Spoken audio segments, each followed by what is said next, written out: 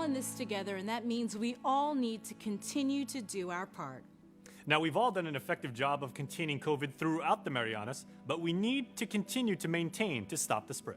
We can't let our guard down. Each and every one of us are soldiers in this war against COVID-19, and every day is a battle. It may sound hard to believe, but combating COVID requires us to hold the line every single day by continuing to practice social distancing, wear a mask, and wash your hands. If there's anything we've learned these past few months is that things can change within hours. We can wake up in the morning hearing there are 0 positive cases, and by the time we go to sleep at night, we can see a spike. That's why we urge you to please continue the fight, not just for yourself, but for your family and friends. We can do this together. Let's all stay ahead of the spread. This message is brought to you by the KUAM Care Force. There's a common thread I see every time I'm in the field. While this is burning, you were saving other homes. Neighbors helping neighbors and strangers alike. This is what America's about. Sometimes it's nice to see all the good that's out there. Bringing folks out, we have seen it in community after community.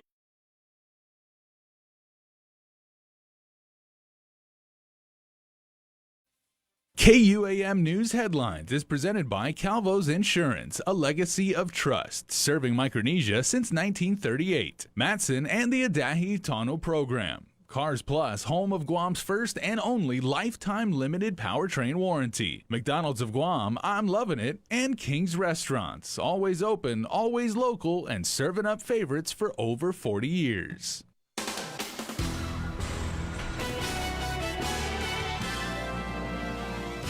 Starting next, Guam's news network, a pair of new COVID cases reported brings Guam's total to 303. Plus, our Tomas Manglone has the latest on the CNMI legislature's probe into Governor Ralph Torres' administration's expenditures. And the man arrested for the fatal shooting of Peter Rios back in May has been denied release on an electronic device.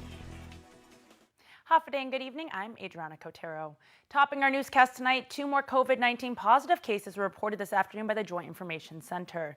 According to the situation report, 1 case tested positive at the Guam Public Health Laboratory and reported recent travel from the continental U.S. and other case tested positive at the Diagnostic Laboratory Services. The report also indicated that there were 5 previous cases that were released from isolation. Worth noting is that of the recent batch of new cases, 6 are children. To date, this brings the island's total to 303 cases, 5 deaths, 114 cases in isolation, and 4 that are hospitalized. The next community testing will be held tomorrow from 9 a.m. to 11 a.m. at the Stembo Gym in Dededo. It is free and open to everyone. The murder charge against Anthony Mendiola has been dropped in what the Attorney General says is the first successful defense in a homicide case on Guam under the so-called Castle Doctrine. Nestor Lecanto reports. 49-year-old Anthony Mendiola admitted to shooting 37-year-old Joey Zamora as Zamora was forcing his way into Mendiola's Agana Heights home on the afternoon of June 23rd. In a motion to dismiss the murder charge, the AG cited significant new evidence that indicated Zamora was shot in the front of his body, not the back, as previously reported, and that Mendiola was acting in self-defense. Attorney General Levin Camacho. The Castle Doctrine basically makes someone immune from any criminal prosecution if they can show certain things, and there are certain legal presumptions. And it's pretty technical, but to kind of summarize, if someone is forcefully entering your home, there is a presumption that you are in a reasonable amount of fear that they're going to seriously harm you or kill you, and you are allowed to use deadly force. Camacho says the additional evidence provided by police indicates Mendiola was inside his home when Zamora entered, that witnesses overheard Zamora appearing angry and yelling profanities outside the home as he tried to forcefully enter. An autopsy also confirmed that Zamora was shot from the front. The AG's motion did not detail the reasons for the argument and why Zamora tried to force his way in. Mendiola is still being charged for illegal weapons possession. For Guam's News Network, I'm Nestor Lecanto. Meanwhile, the defense counsel for Mendiola, Attorney Joe McDonald, says it was clear that his client was justified in defending himself under the Castle Doctrine. There's other evidence that really goes to show that my client was actually chased out of his house once by the victim. And so that made me think immediately that this is really the castle doctrine, because he has a right to protect his home. Once you're in your own house, like there's nowhere else to retreat, so you're allowed to use force to defend yourself in your house. Now, the law in Guam makes some presumptions about whether or not somebody is up to no good when they break into your house. If the castle doctrine applies, there can't be a prosecution. So why then are we rushing to make an arrest and make some early judgment, and then now the prosecution has made some representations in court that they're going to have to deal with? McDonald says his client remains in jail, but he will begin discussions soon with prosecutors to secure his release. A 49-year-old male arrestee in a holding cell at the Dededo Precinct Command attempted to commit suicide and was later found unresponsive. According to Guam Police Department spokesperson Sergeant Paul Tapau, the individual was arrested on Friday, July 3rd and charged with first and second-degree criminal sexual conduct and child abuse. Hours later, on July 4th, he was pronounced dead by attending GRMC physicians at 6:13 p.m. on Saturday, July 4th. GPD's Criminal Investigation Division and Internal Affairs are actively investigating the incident. Are there cameras in the cells? Yes. I believe there are cameras in the cells. So the arrestees are under surveillance at all times then? Yep, and they're also checked on periodically by officers, the respective arresting officers. So it's really within the policies and procedures. Okay, so when you mentioned the investigations that are ongoing, it's kind of more so focused on what the officers were doing at the time of the incident? Correct. So, again, to protect the integrity, we want to stay in line with what was released. Sergeant Powell was unable to say what kind of penalties the officers on guard may face for this incident, and this case is ongoing. The suspect in the alleged hit-and-run car crash incident at the Central Precinct Command has been arrested and charged. Yesterday, 27-year-old Justin John Portisek self-surrendered to Guam Police Department's domestic assault response team. Today, a magistrate's complaint comes down on him and charges him with 2 counts each of aggravated assault and assault on a peace officer, each as third-degree felonies with the special allegation of possession and use of a deadly weapon in the commission of a felony. According to court documents, on June 24th, Portisek allegedly followed a woman into the Central Precinct parking lot. The woman asked the officers to tell him to leave her alone, and when the officer told him to stop, Portisek allegedly revved his engine and struck the cruiser. As we reported, Portisek fled the scene, and GPD issued a wanted flyer for his arrest. Guam is often referred to as a mini version of Hawaii when it comes to the tourism industry. The 50th state is going through the same drastic plunge in visitor arrivals and revenue as we are, but now plans to reopen on August 1st. Nestle Canto spoke with a pair of top leaders about their recovery plan. Hawaii State Senator Glenn Wokai chairs the Economic Development, Tourism, and Technology Committee, while Keith Regan is the Chief Administrative Officer for the Hawaii Tourism Authority. They say Hawaii's $18 billion industry is down to almost nothing, and so they're under heavy pressure to reopen by next month. Officials believe the key to recovery is ensuring the islands are safe. This is a huge gap that we're trying to fill, and it's a critical gap that we need to fill. But we need to do it safely, and that is obviously the biggest push for us, and the biggest concern is making sure that our hotels, our airlines, our retail, our merchants, anyone that's involved in this industry has the protocols in place, to keep not only our visitors and residents that are returning safe, but also, those who are working in the industry as well. We, as you folks there in Guam, want to make sure that we do it the right way. And the only way we can do that is if we all, are aware of these safety protocols and marching towards that direction. Senator Wokai says 72-hour pre-testing of all arrivals is a must for visitors and returning residents, and it's the HTA's job to get the message out, says Regan. You need to get this type of test. You need to get it within 72 hours in order to even get on the plane to come to Hawaii, because otherwise you're going to be stuck in a hotel. I mean, that's the reality of it. And so we need to make sure that all of our branding messages, reiterate that and enforce that, so that when people are deciding to book their trips to Hawaii from, some of our major markets, that, they understand this is what I need to do in order to go to Hawaii and have a great experience. In the meantime, Hawaii has been working with key source markets on what Wakai calls bubble relationships between two places with low infection rates. The problem is the U.S. mainland has the highest infection rates in the world. So we're trying to pursue these kind of MOUs with various countries, but as Keith was mentioning, sometimes our isolation is to our advantage and sometimes it's to our disadvantage. So in this particular case, because we're not part of the contiguous US, we're trying to use it to our advantage to say, hey, Japan, we're part of America, but we're not really Americans, so bring your folks here.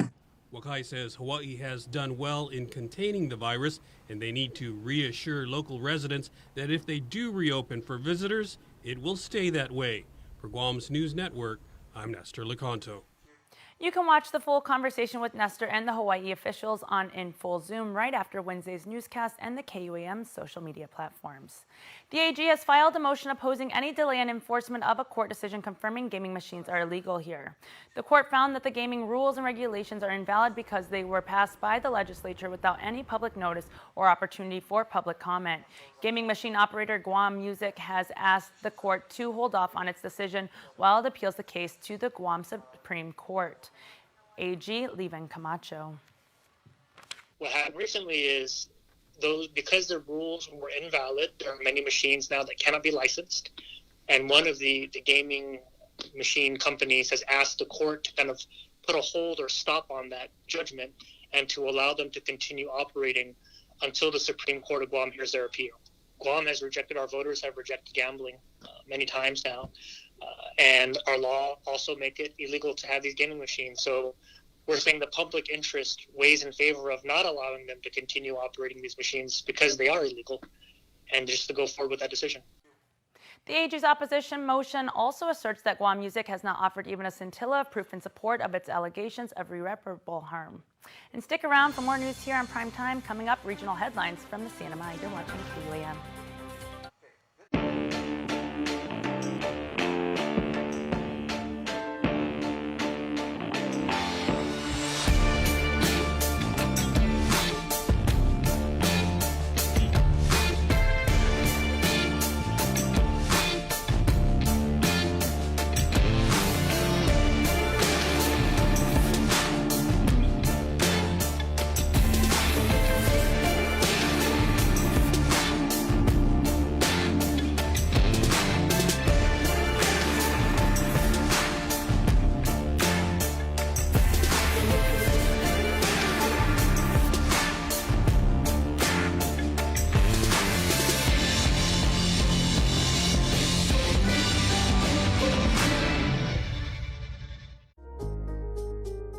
Social distancing may be the new norm, but connection will always be our tradition.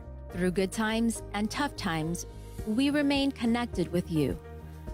Masks may be the new fashion, but protection will always be our style. You can always count on us to protect the things that matter the most. Sanitizing may be the new routine, but caring will always be our practice. We care about your loved ones and the things you value the most. And as we welcome our new normal, one thing remains certain: we will always be here for you. We're open and ready to serve you.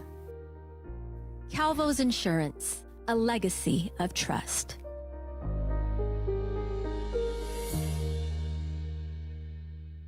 We are open to serve you at Cars Plus Guam. Need a quick service for your vehicle? Visit our express lane at Cars Plus. Done fast, done right. No appointment needed. Our service team is dedicated to helping you get your vehicle in and out of the shop and back on the road quickly and securely. Simply drop off your vehicle at our express lane driveway, and one of our service advisors will take care of it. Need a ride? Not to worry. We have a shuttle vehicle ready to drop you back home and pick you up when your vehicle is ready. Open Monday to Saturday from 8 a.m. to 5 p.m. Visit us today. We are open to serve you.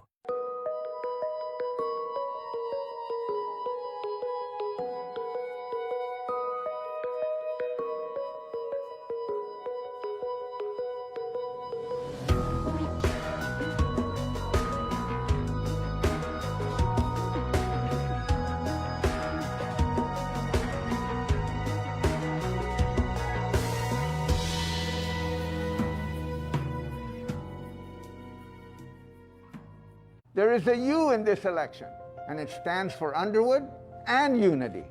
I've been president of the university, a former member of Congress.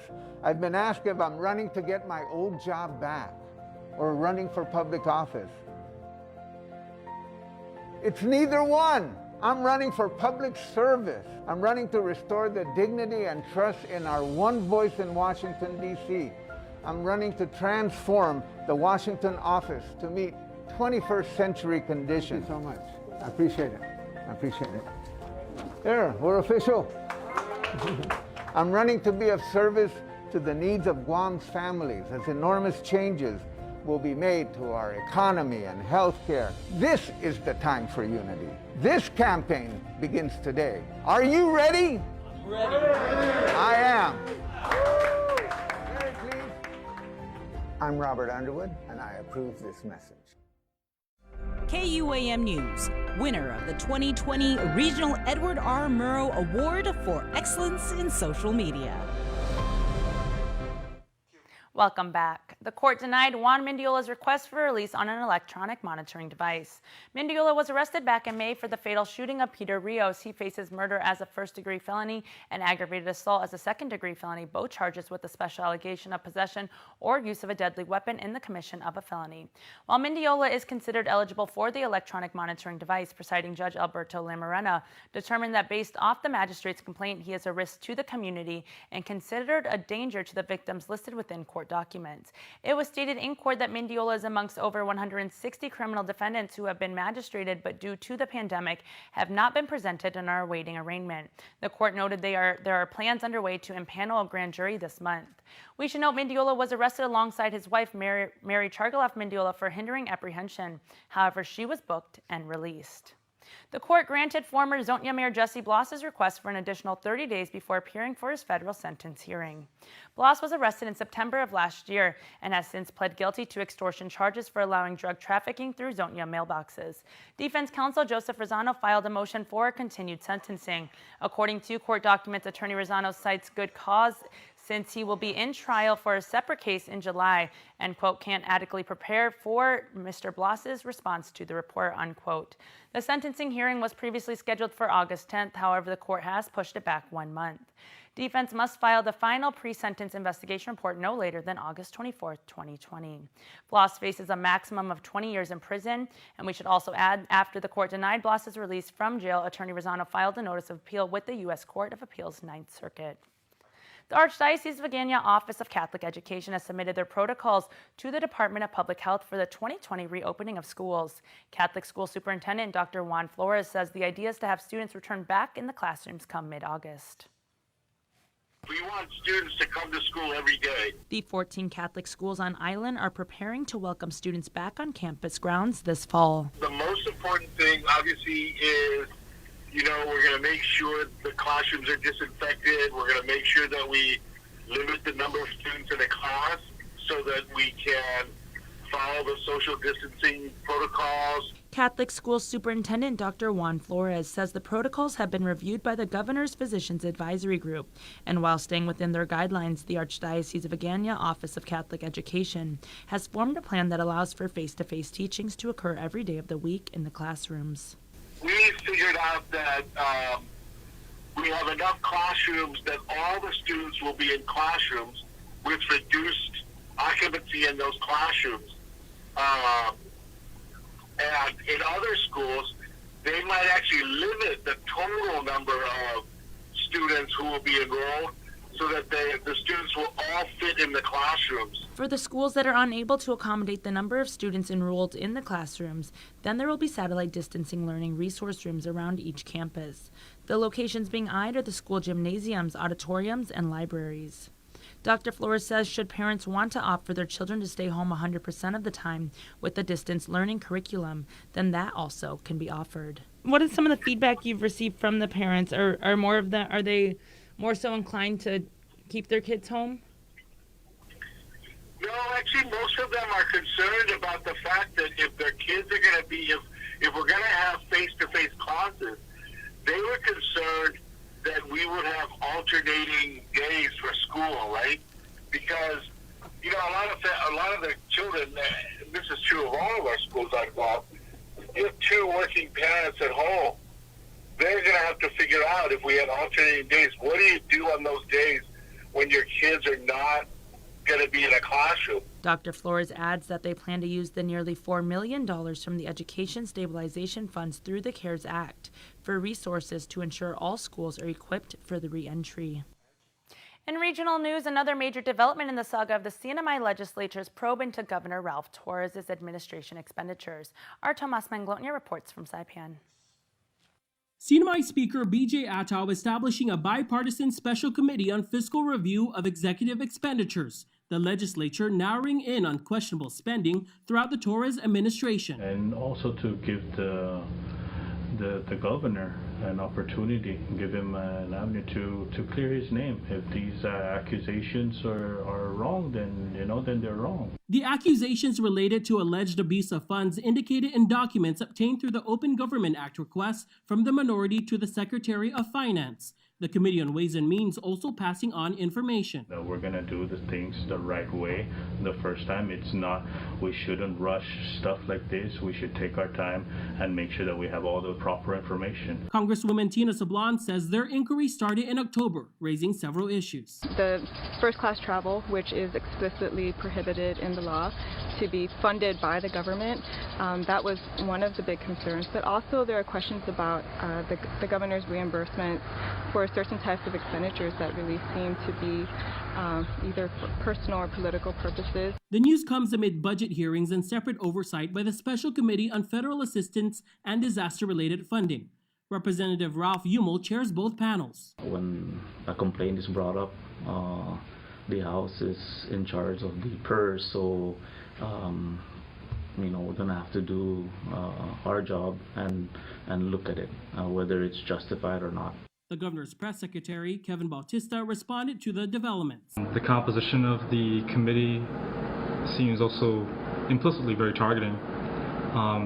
If we're going to be completely honest with you, at the end of the day, and this is what we talked about as a staff, here in the governor's office and the administration, we have no luxury to play gotcha or do politics in the midst of a pandemic, in the midst of an economic shortfall. Tomas Manglotnia for KUAM News on Saipan. Coming up, we tell you about a new reality TV show coming to CBS TV 11. Keep it here. You're watching KUAM.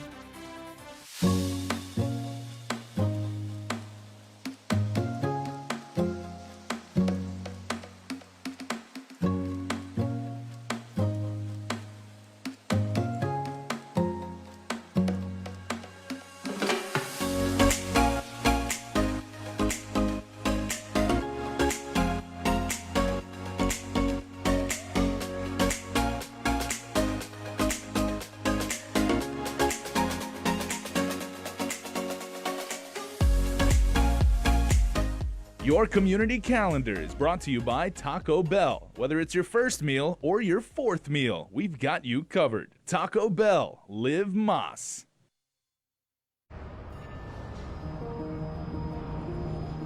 It makes myself and it makes my team members very proud to work for an organization that has been on island for many years with its focus on reliability, dependability, and commitment to the communities that they operate in. Matson's a great corporate citizen to the community. We all benefit from any sort of environmental commitment we make. One of the ways that we do that is with our Adahi Utano program. There's action behind it, and so action breeds commitment. With the Kaimana Gila coming to Guam, this brings a new age and modernization to the island.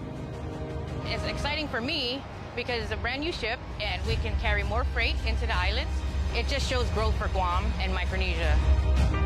Matson would be nothing without its customers, and we hope to continue to serve you for decades to come.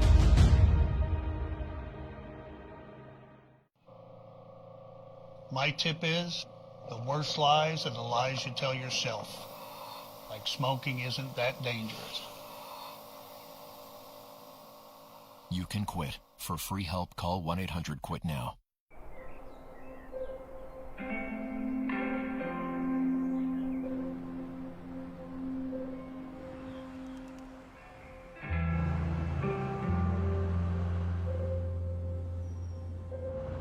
For all those going out each day, doing what they can to hold us all together. We're here to help those helping us all by keeping our lights on. It's not always easy trying something new. Sometimes you have to help your loved ones along. Nana is so used to her weekly trips to the bank that going online can be a little scary for her. But her grandson knows that banking online is safer and easier. So he's teaching her how to get started using Bank of Guam's online banking videos. Teaching is one way to show our loved ones we care, keep your family safe at home, and show them how to bank online. Find easy-to-use online banking tutorials at bankofguam.com or on our Instagram and Facebook pages. Bank of Guam, member FDIC. This Thursday night is the 2-hour premiere of Tough as Nails on CBS TV 11. The new reality series celebrates everyday Americans who get their hands dirty while working long, hard hours to keep the country running. The competitors who get their workout on the job rather than the gym include a welder, a firefighter, a farmer, a roofer, among others. They will be tested for their strength, endurance, life skills, and most importantly, mental toughness and challenges that take place at real-world job sites. Here's a sneak peek. I traveled from coast to coast across America to try to find the toughest Americans that I could find, and in the end, I found you guys.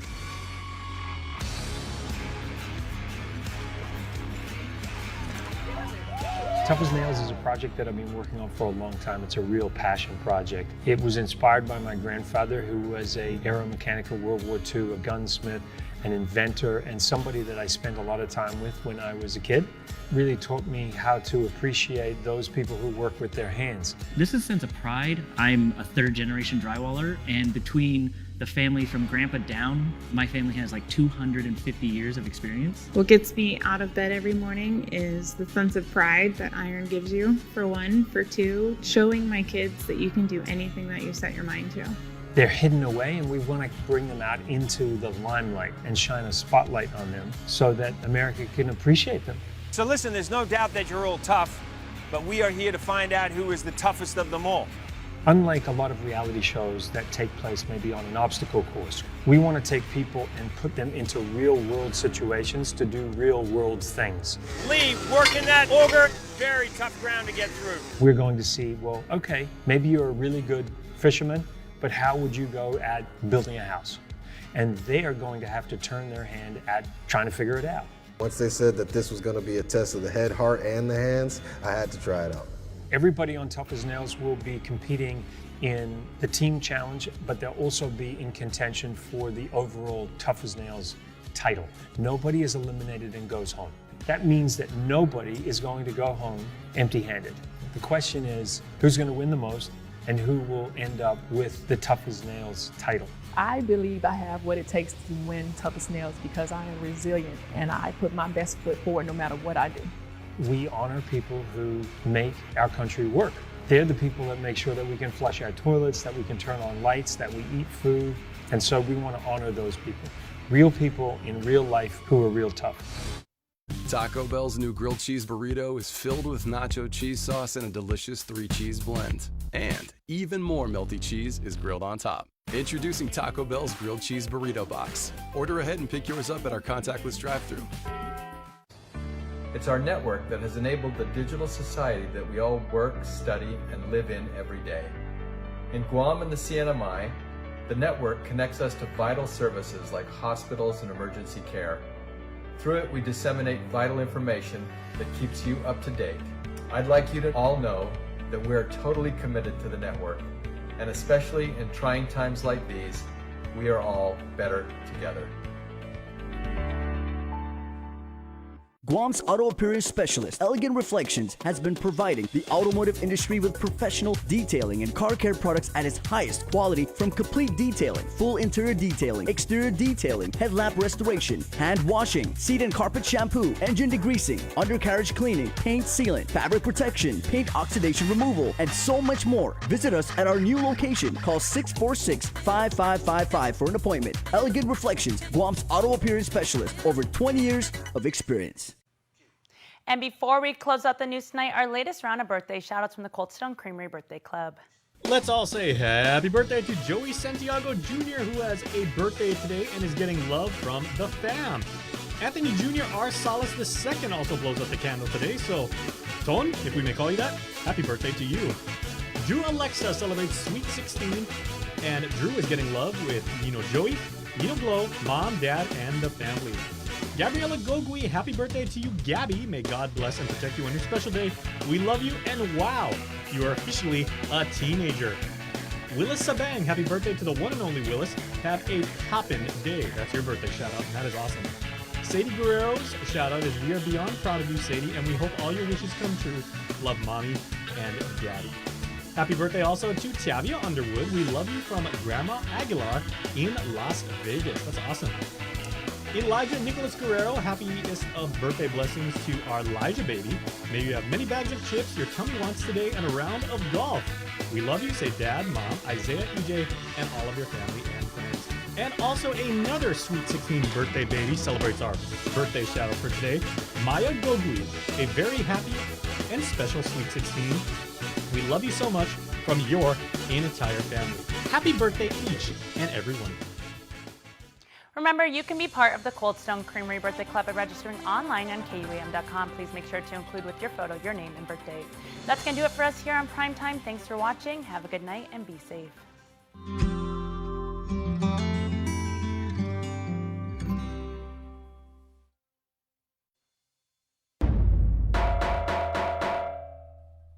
All right, here with Jason Cunliffe, Mattel team captain. Man, bringing 20 plus